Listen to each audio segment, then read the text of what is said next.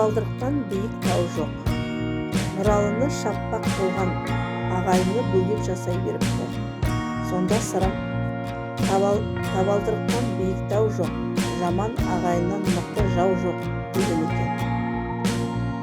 Отын олжа, су нұрлық.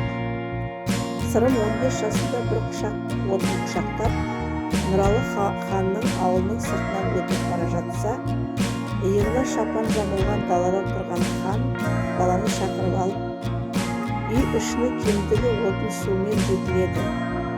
Ауыл сыртынан отын ұрлап, бала есің неден кетіп еді дейді.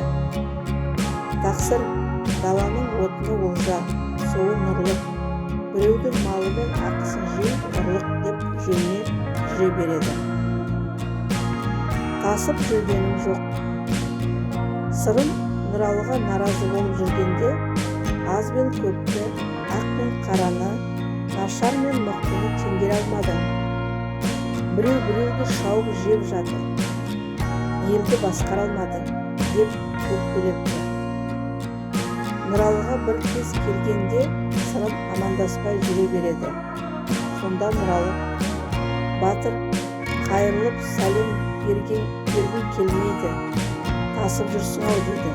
Сонда Сырым: хан, тасып жүргенім жоқ, қазақ баласының басын қоса алмай сасып жүрмін дейді.